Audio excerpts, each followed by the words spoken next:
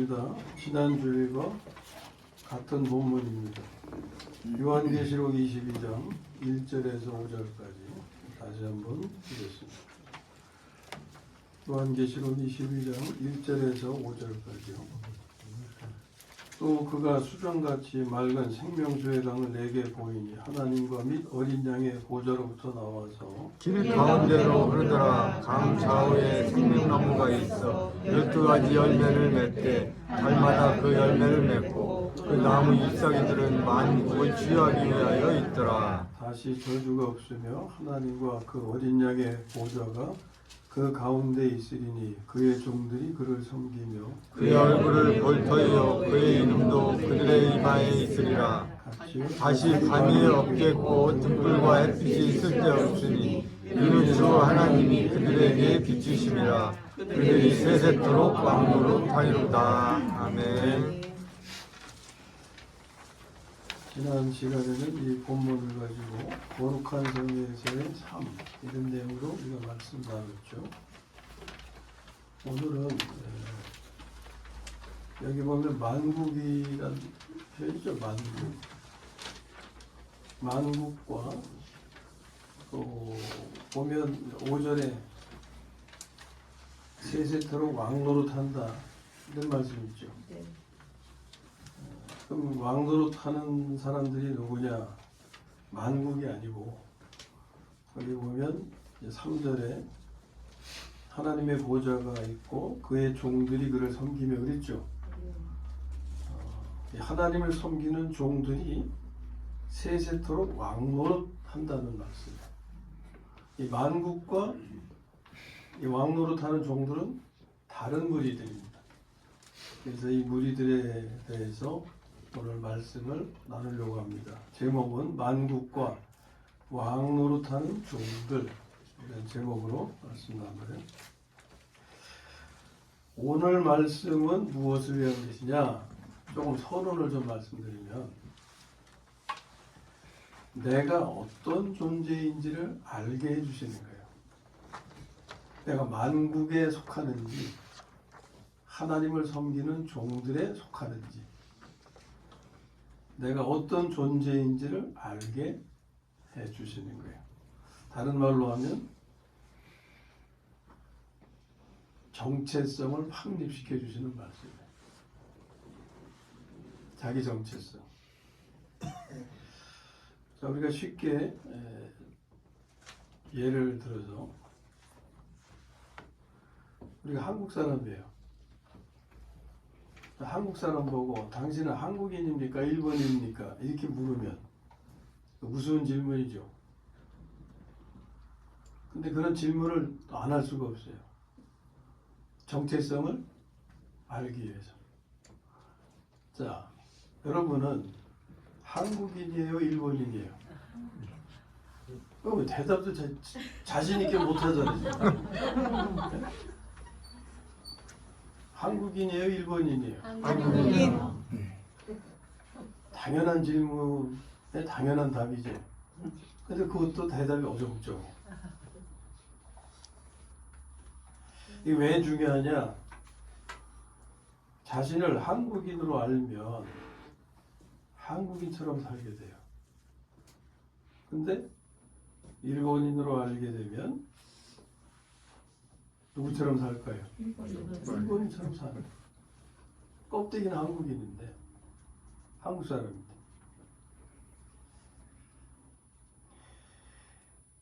한국 사람처럼 살면 그게 그 사람의 정체성인 거예요. 근데 일본 사람처럼 살면 뭐가 그의 정체성이 돼요? 일본 사람이 그의 정체성이에요. 자, 좀 더 한 걸음 나아가서 나는 의인입니까? 죄인입니까? 죄인입니다. 의인도 됩니다. 의인과 죄인일 때 바로 답을 못하지. 죄인이면서 자, 나는 의인이에요? 죄인이에요? 의인도 되고 죄인도 됩니다. 지금 막 분분해요. 답이. 그럼 손으로 한번 표시를 해봐야 되겠죠. 나는 죄인이다 라고 생각하시는 거예요. 나는 의인이다. 또 한 가지 답이 있어요. 나는 의인이며 죄인이다. 여기 손 들어보세요. 나는 의인이며 죄인이다. 내리세요. 이게 왜 중요하냐면 정체성대로 산다고 그랬잖아요. 네? 나는 한국이냐? 나는 뼛속까지 한국이냐? 그럼 한국인처럼 사는 거예요. 나는 죄인이야 이렇게 생각하면요 죄인처럼 살 수밖에 없어요. 맨날 죄책감 시달리고 찌질하고 그냥 회개만 회개가 필요하지 않다는 게 아니에요. 회개가 중요하죠. 근데 맨날 회개만 해. 근데 의인처럼 생각하면 의인이라고 생각하면 의인처럼 살려고 하죠. 그렇다고 의인이 되는 건 아닌데 의인처럼 살려고 해요. 여기엔 또 무슨 함정이 있느냐? 교만에 빠지게. 자기를 세례요원처럼 의롭게 생각하고 아주 조만하게 돼버려요. 그래서 죄인이라고 여겨도 안 되고 의인이라고 확신해도 안 되는 거예요. 정확한 답은 나는 의인이며 하나님의 은혜로 의인 됐잖아요. 그렇지만 죄인의 일면도 함께 가지고 있다. 그럴 때 어떤 삶이 이루어지게 되냐면 또 어떤 걸 우리가 경험하게 되냐면 죄를 이기면 의인으로 살지만 죄를 못 이기면 죄인으로 사는 거예요.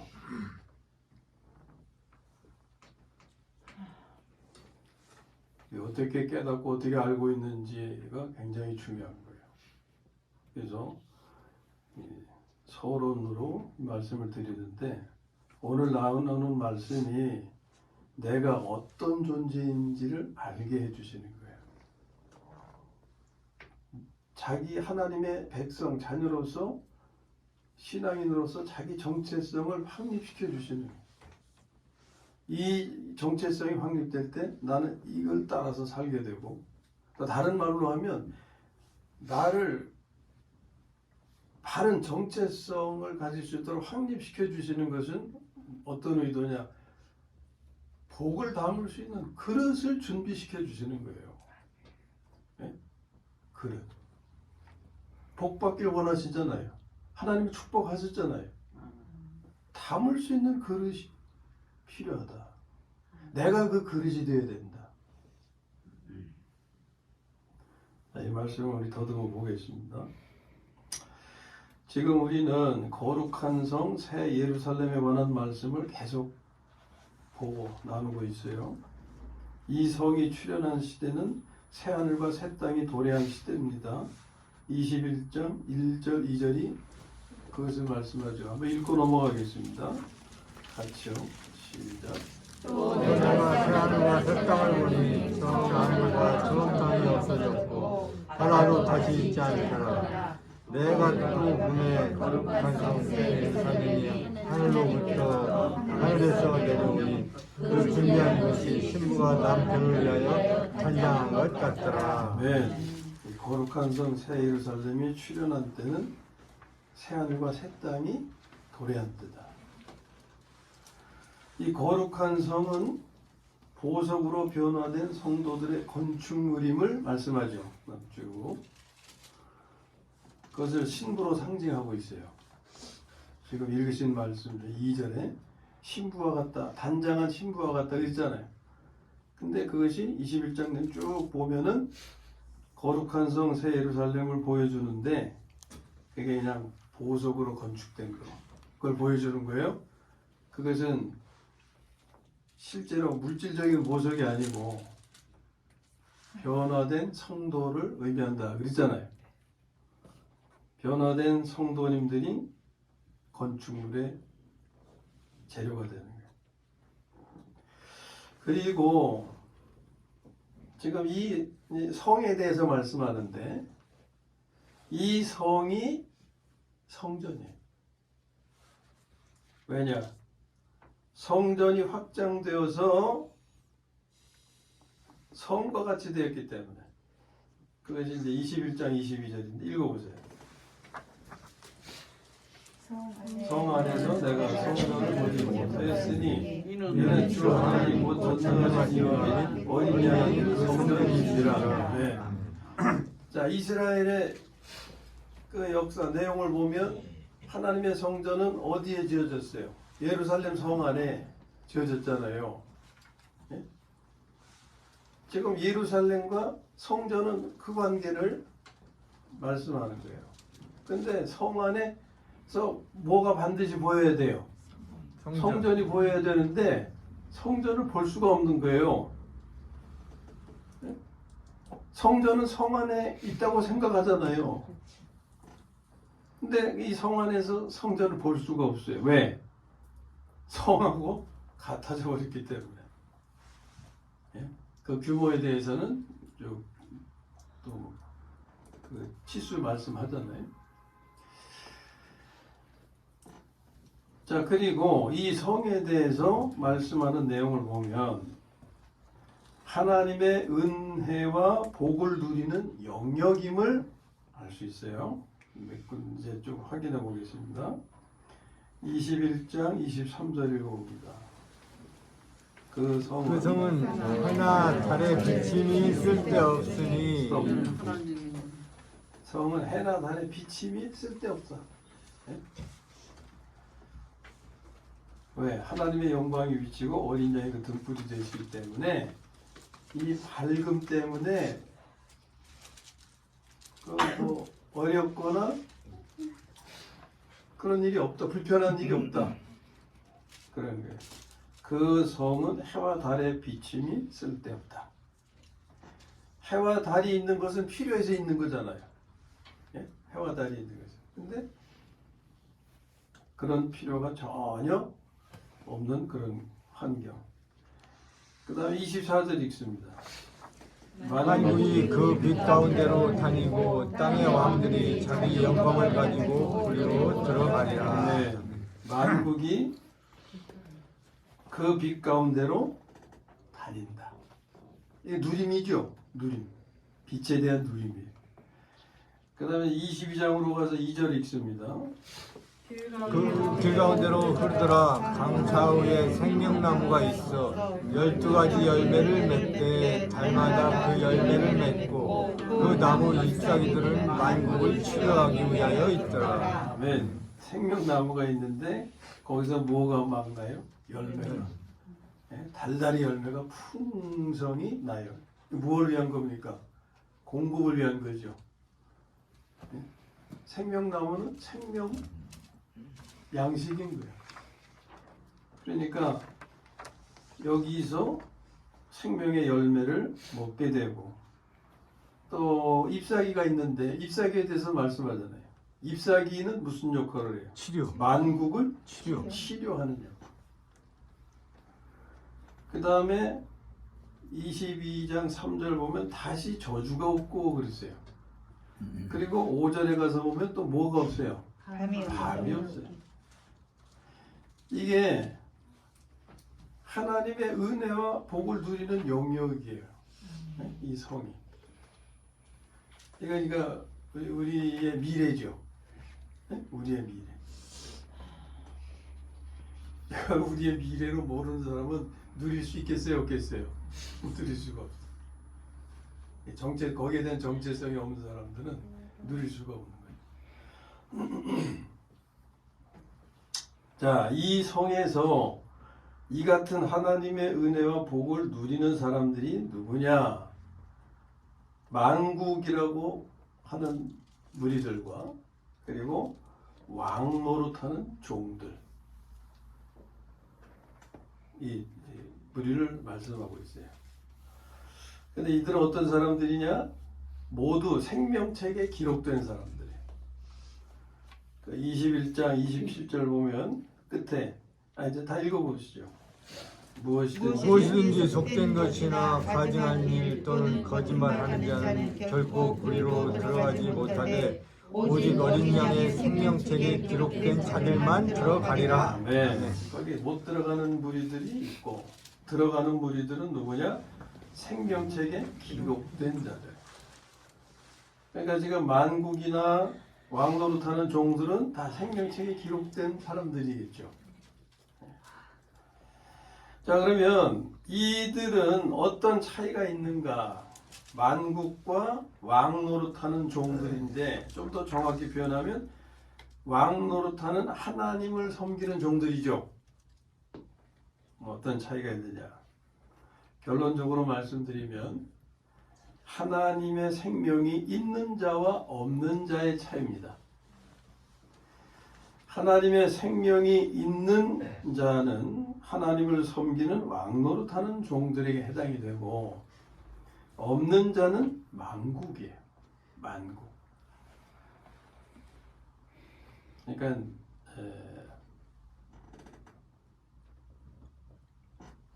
다른 말로 하면 하나님의 생명이 있는 자니까 거듭난 자가 되겠죠. 없는 자는 거듭나지 못한 자. 자, 이 차이는 뭐냐? 거듭난 자는 하나님의 생명을 받은 사람들이에요. 하나님의 생명은 무엇을 위한 겁니까? 삶을 위한 거죠. 생명은 삶을 통해서 표현되는 거죠. 그러니까 하나님의 생명을 받은 자의 삶을 통해서 표현된다는 것은 그 사람이 하나님을 표현한다는 의미가 되겠죠. 예? 그런데 거듭나지 못한 자의 경우는 하나님의 생명이 없으니 하나님의 생명을 표현할 수 있어요, 없어요? 없어요. 그러면 그가 표현하는 것은 누구만 표현할 수 있습니까? 사람의 것만 표현할 수 있는 거예요. 그러면 이때의 사람은 어떤 사람이냐? 회복된 사람이라고 할 수 있는데 그 회복은 창조 시의 상태로 회복된 자 이렇게 말할 수 있어요. 반면에 하나님의 생명을 받은 자는 창조 시의 상태로의 회복 이상인 거예요. 이해하시고 비교가 됩니까? 네. 그러므로 중요한 만국은 사람의 형상대로 사람이 처음 지음 받았을 당시에 그 죄 없는 상태로의 회복도 상당히 중요한 거잖아요.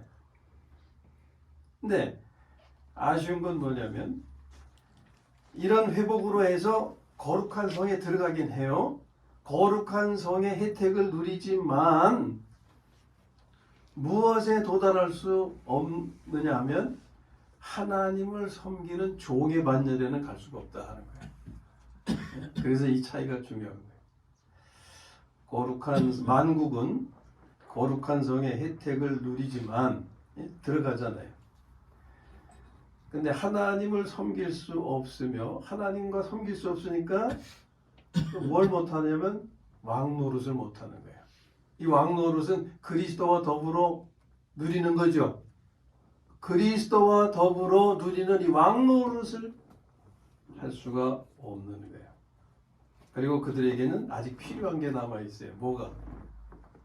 치료가 남아있다. 예? 치료가 남아있다. 이 치료는 어떤 치료냐? 생명의 삶으로 성숙하는 과정. 이게 그들에게 필요하다. 이건 뭐와 같으냐면 창조 시에 아담과 하와에게 필요했던 과정이 바로 이 과정이었어요. 하나님이 아담과 하와를 지으셨잖아요. 흙으로 지으셨어요. 아직 그들에게 하나님의 생명이 주어지지 않았어요. 그 생명을 얻는 방법은 생명나무에게 있는 거죠. 생명나무. 생명나무 과일을 그걸 따먹어야 되는데 반대로 선악과를 따먹어. 오늘 우리가 이 땅에 인간으로 태어나서 예수 그리스도를 따먹어야 되는데 사탄을 따먹었네. 예? 예수 그리스도가 오늘 우리에게 있어서 생명 나무고 생명 열매인 거예요. 사탄이 오늘의 선악과인 거예요. 선악과. 그러니까 사람으로 지어진 아담과 하와에게 하나님의 생명이 필요했는데 그 생명을 얻기 전에 덥석 사탄을 잡아버린 거예요. 선악과를 따먹은 거예요. 그래서 그때부터 사탄이 사람 안에 뭐가 됐어요? 성육신. 성육신은 하나님에 대한 표현만이 아니라 그랬죠. 네. 사탄이 사람 안에 들어온 것도 사탄의 성육신이에요. 거기서 고통받고 죽은 상태에서 죽어가는 인생들을 구원하시기 위해서 베푸신 하나님의 은혜, 구원의 방법, 구원의 은혜가 당신이 우리의 생명으로 오셔서 그 생명을 정복하시는 거예요. 제압시키고 이기시는 거예요. 그게 하나님의 구원의 방법이에요. 인간에게 성육신한 그 사탄을 구원의 과정에서 싹 빼버렸으면 좋겠죠. 그러면 죄로 인한 고통과 슬픔, 괴로움, 죄책감 이런 건 없어지잖아요. 근데 한번 우리가 잘못한 그것은 죽을 때까지 가져가는 거예요. 아마 하나님의 은혜는 그 고통으로부터 해방시켜 주시고 자유케 하시고 천국의 삶을 누릴 수 있게 다 배려하시고 준비하신 그것이 하나님의 은혜, 구원의 방법이에요. 자, 지금 만국에 대한 말씀을 드리다 거기까지 나갔는데 이 만국의 존재는 바로 아직 그런 수준의 무리들입니다. 아직 치료가 필요해. 예? 치료가 필요한데 생명나무의 잎사귀가 그들을 치료해. 생명나무 잎사귀가 상징하는 것은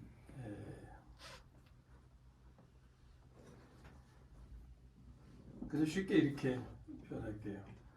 하나님의 생명을 받은 분들의 그 생명으로 인한 삶, 그것은 성령의 열매 맺는 삶으로 표현되잖아요.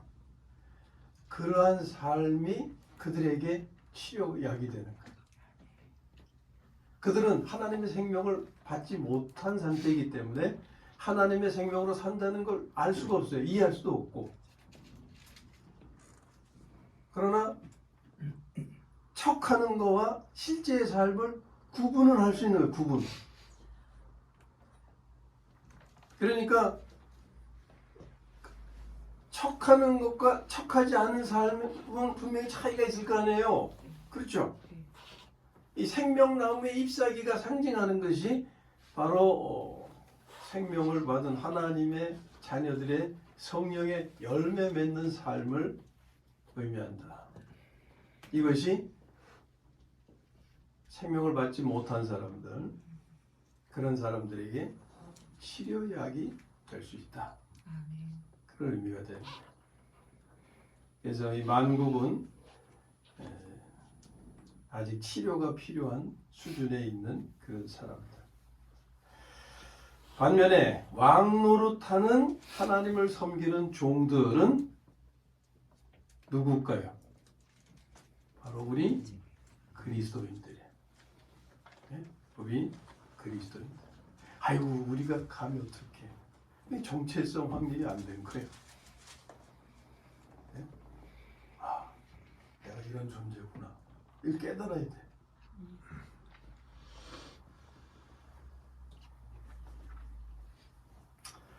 자, 조각목이 쓸모 있는 나무예요? 쓸모 없는 나무예요? 조각목. 쓸모 없어요. 조각목은 아카시아 나무 같은 거잖아요. 그건 뭐 무슨 그걸로 뭘 만들 수 있어요? 가구나 뭐 이렇게 예? 집을 짓거나 뭐 그런 목재로 쓰일 수 있는 나무가 아니잖아요. 근데 하나님의 성막, 하나님의 거하시는 성막을 지으실 때 그 조각목을 사용하셨다고. 이 조각목에다가 뭘 입혀 주셨어요? 금을 입혀 주셨다. 그 조각목에 금을 입혀준 그것이 성막을 짓는 건축 재료가 되어서 성막을 지었단 말이에요. 그러면은 그 금이 입혀진 조각목이 상징하는 것은 뭡니까? 하나님의 백성이에요. 네? 하나님의 백성. 거기서 이제 그 금은 신성을 상징하고 하는 점에서 조각목은 볼품없는 다른 것으로 비유하면 왜 자연에 비유해서 광야와 사막과 네? 뭐 이런 표현 있잖아요. 광야와 사막이라는 것은 정말 불모지 아무것도 얻을 수 없는 그런 황폐한 환경. 거기에 물이 흐를 때 거기서 풀이 나고 꽃이 피고 나무가 자라고 그런 표현 있잖아요. 예언서 보면 그것이 의미하는 게 뭐냐면 죄인이 회개하고 하나님의 생명을 받고 성령에 충만하면서 성령의 흐름 속에서 그렇게 사는 삶이 될 때 그와 같은 자연이 변화되는 것과 같은 그런 변화를 가져오게 된다 그 말이에요. 그래서 그 결과가 자연의 변화의 결과가 어떻게 나타납니까? 예? 소경이 보고 벙어리가 말하고 앉은 매가 뛰게 되고 예? 그는 영적 질병을 가진 죄인들이 생명으로 건강하게 회복되는 그런 걸 보여주는 거잖아요.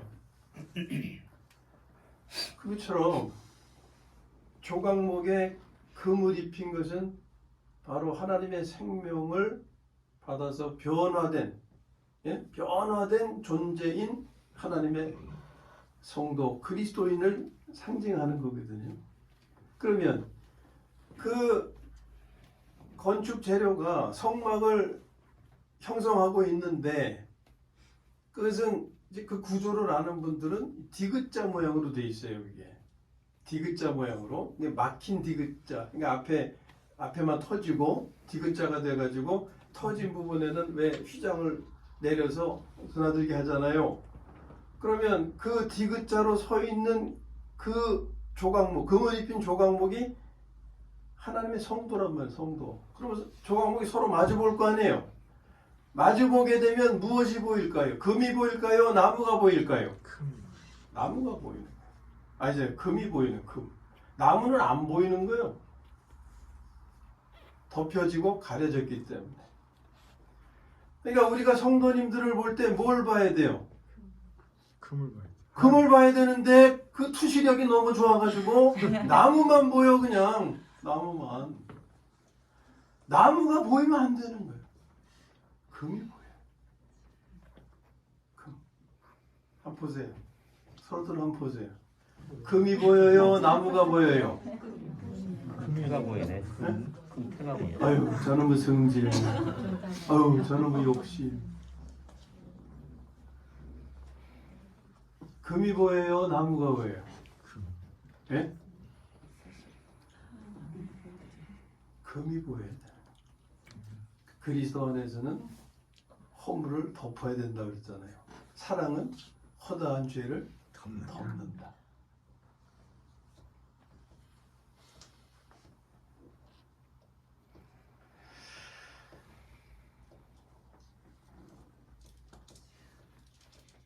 하나님의 생명을 받으신 분들이 왕노릇하는 하나님을 섬기는 종들인 거예요.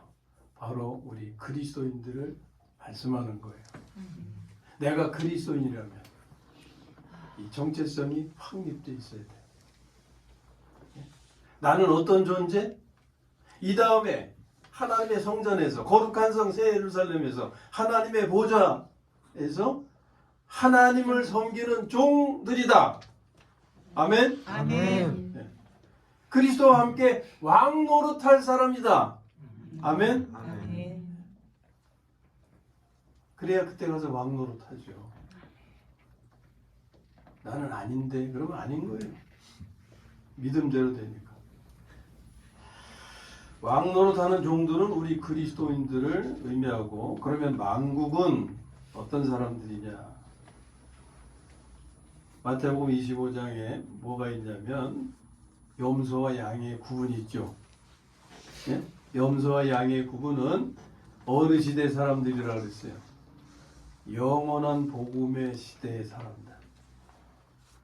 거기 보면은 염소들은 하나님의 백성들이 어려움을 당할 때 외면하고 모른 척하고 오히려 핍박하고 그런 무리들이죠. 양들은 하나님의 백성들을 어려울 때 도와주고 공급하고 그 양들이에요. 그때가 언제냐면 환란 때, 대환란 때. 예? 대환란 때 그리스도인들과 이스라엘 백성들이 핍박을 받을 때 그들에게 도움을 베푼 사람들, 그 양들에 해당이 되는 거예요. 이들은 대환란 기간은 길지가 않아요. 3년 반입니다. 그 기간에 영원한 복음을 받아서 구원받은 사람들이에요. 자, 거기에 대해서 우리가 계시록 14장에서 말씀을 봤죠. 그 주보에 저 기록이 되어 있으니까 한번 같이 보겠습니다. 요한계시록 14장 6절 7절 부분 말씀을 읽어봅니다. 또 보니 다른 천사가 공중에 날아가는데 땅에 거주하는 자들 곧 모든 민족과 종족과 방언과 백성에게 전할 영원한 복음을 가졌더라. 그가 큰 음성으로 이르되 하나님을 두려워하며 그에게 영광을 돌리라. 이는 그의 심판의 시간이 이르렀음이니 하늘과 땅과 바다와 물들의 근원을 만드신 이를 경배하라 하라. 아멘. 우리가 이 부분을 지나갔지만 그렇게 깊이 얘기는 나누지 않고 그냥 간단하게 지나갔는데, 다시 한번 보면 이때 영원한 복음이 있죠. 이 영원한 복음하고 우리 시대의 복음하고는 차이가 있어요. 우리는 무슨 복음이라 그래요? 은혜의 복음이라 그래요. 예? 은혜의 복음. 그리고 이스라엘에게 주어진 건 율법이죠. 이게 율법 시대와 은혜 시대와 이게 나뉘어지는데, 은혜의 복음과 영원한 복음은 어떤 차이가 있느냐? 여기 은혜의 복음의 내용을 보면 7절에서 정리가 되는데, 그가 큰 음성으로 이르되, 이 그는 천사예요. 그러니까 이 영원한 복음은 누가 전하는 거냐면 천사가 전하는 것이 돼요. 천사가 전하는데 그 내용은 7절에 하나님을 두려워하며 경외해야 된다는 거예요. 하나님을 경외해야 되고, 두 번째는 그에게 영광을 돌리라. 하나님께 영광을 돌려야 되는 것이고, 그 다음에 하늘과 땅과 바다와 물들의 근원을 만드시니, 하나님이죠. 하나님을 경배하라 하더라. 이게 영원한 복음의 내용이에요. 첫째는 뭐예요? 하나님을 경외하라. 두 번째는 하나님께 영광을 돌려라. 세 번째는 하나님을 경배하라. 왜? 이때는, 대환란 때는 누구를 경배하라고 막 뭐라 붙입니까? 적그리스도. 적그리스도를 경배하면 안 되고 하나님을 경배하라. 여기에 은혜의 복음에는 중요한 두 가지 내용이 뭐냐면, 하나님께 대한 회개가 있어야 되고, 그 다음에 구원자 예수 그리스도를 믿는 믿음이 있어야 되는 거예요. 그게 은혜의 복음의 핵심입니다. 그런데 영원한 복음에 그거 없어요. 은혜의 복음은 하나님이 생명을 주셔서 우리를 변화시켜 가시는 건데, 거기에는 많은 시간이 필요해요. 오랜 시간이. 사람이 짧은 시간에 변화가 됩니까? 변화의 시간이 필요해요. 근데 대환란 기간은 3년 반 기간에 3년 반 기간에 그런 걸 기대할 수가 없어요. 그래서 이때는 하나님의 생명이 주어지는 게 아니고 영원한 복음에 의해서 구원을 하시는 거예요.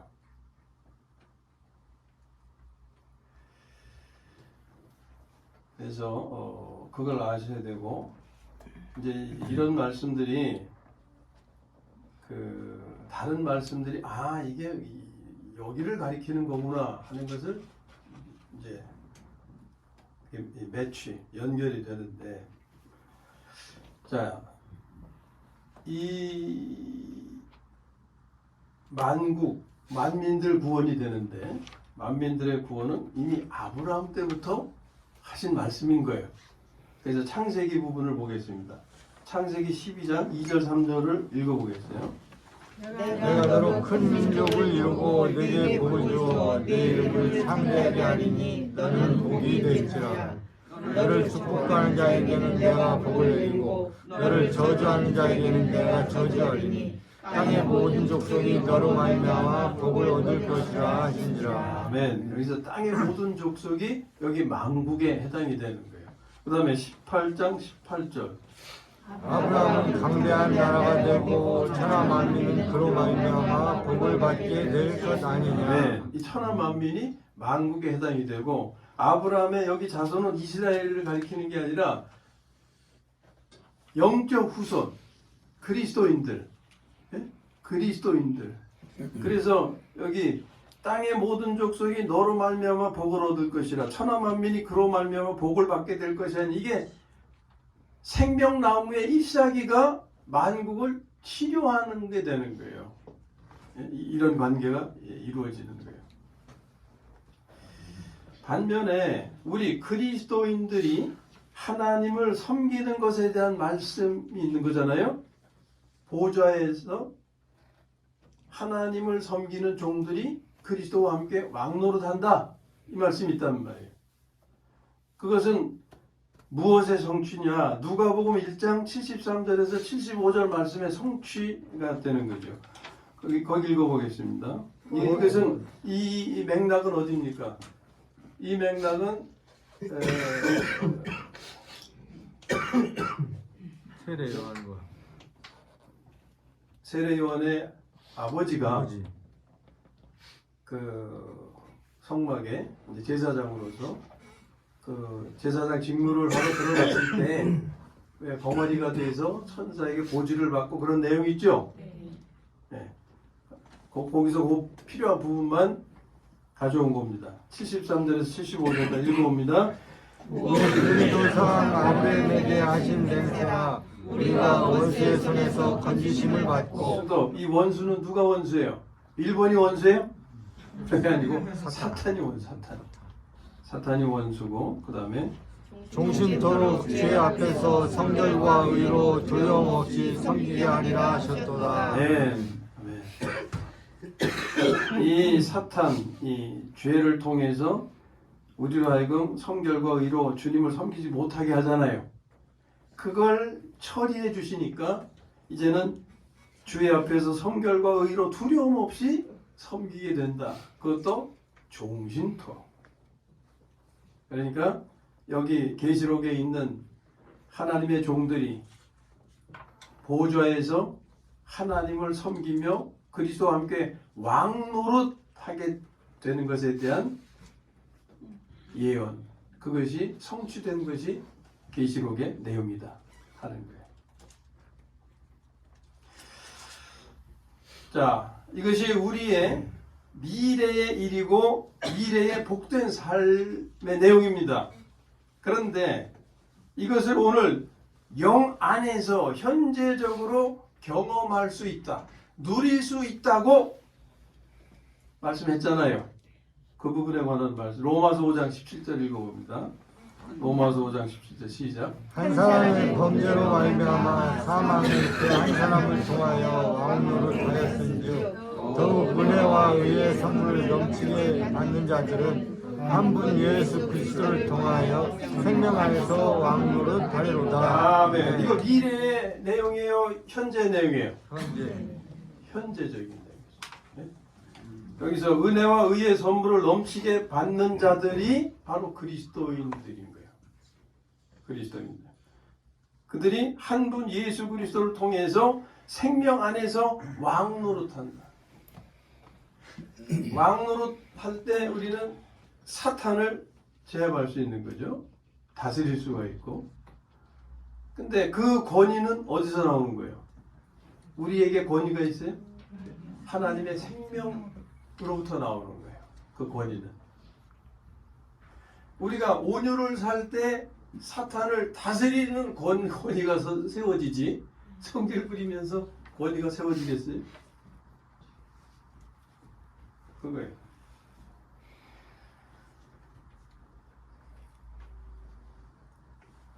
왕노릇이라고 하는 것은 왕의 권위를 말하잖아요.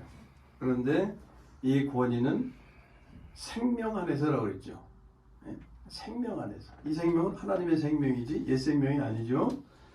그래서 하나님의 생명에서 나오는 거예요, 권위. 하나님의 생명으로 살 때 우리는 사탄을 제압하고 다스리는 그런 권위를 행사할 수 있게 되는 겁니다. 이것이 오늘 영 안에서 현재적으로 우리가 경험하고 누리는 삶인 거예요. 우리 그리스도인들의 운명과 미래는 이스라엘 백성과는 다르고 만국과도 다른 겁니다.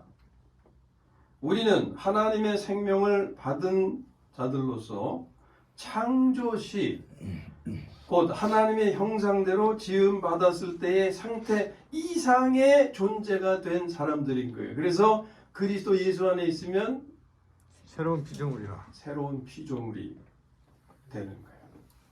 이게 창조 때의 그 상태, 그때 무음한 상태잖아요. 그 무음한 상태 이상이 되는 거예요. 이것을 비유하면 이건 하나님의 모양만 가진 존재가 아니라 하나님을 표현하는 존재를 말하는 건데, 우리가 날이 추우면 겨울이 되면 장갑 끼지요. 장갑을 마네킹이 딱 끼고 있어요. 장갑 하려면 마네킹에게 끼워놔야 되잖아요. 참 보고 살 거 아니에요. 그러면 장갑이 움직여요? 못 움직여요? 마네킹에 끼어있는 장갑은 그냥 장갑 모양만 보여줄 뿐이에요. 근데 그것을 사람 손에 끼워놓으면, 살아있는 사람 손에 끼워놓으면 손 역할을 하죠. 예? 손이 하고 싶은 대로 손을 표현하잖아요. 이거 차이예요. 하나님의 모양만 가진 존재는 창조시의 존재. 그런데 하나님의 생명을 받은 이후로는 하나님을 표현하는 존재가 된 거다, 그 말입니다. 아멘. 하나님의 모양만 가진 존재는 마네킹이 낀 장갑을 생각하시면 되고, 장갑의 모양만 있는 것이고, 하나님을 표현하는 존재라는 것은 살아있는 사람이 낀 장갑을 생각하시면 되고, 손이 움직이는 대로 사용되는 장갑을 생각하시면 되는 거예요. 이것을 깨달았을 때, 그리고 이 깨달음으로 믿음을 적용하고 우리가 살 때 이 정체성이 확립된 삶이 되는 거예요. 아멘. 아멘. 그러므로 우리의 삶은 여기 계시록 오늘 본문에서 말씀하신 대로 보면 생명수 강의 흐름으로 만족함을 얻고, 그로 인한 생명의 풍성한 열매로 생명 양식을 삼으며, 그리고 종신토록 주의 앞에서 성결과 의로 두려움 없이 섬기는 삶, 하나님의 보좌에서, 만국은 그걸 할 수 없지만 하나님의 보좌에서 하나님을 섬기는 종들, 왕노릇하는 그런 종들의 삶이 될 것이다. 아멘. 아멘. 종신토록 주의 앞에서 성결과 의로 두려움 없이 섬기는 삶이라고 하는 것은 누가복음 1장의 말씀의 성취인데 이게 바로 그리스도와 함께 왕노릇하는 삶이고 정체성대로 사는 삶인 거예요. 이것이. 아무쪼록 이 같은 복된 삶을 영 안에서 현재적으로 누리다가 자연스럽게 미래의 삶으로 이어지게 되시기를 주님의 이름으로 축원합니다.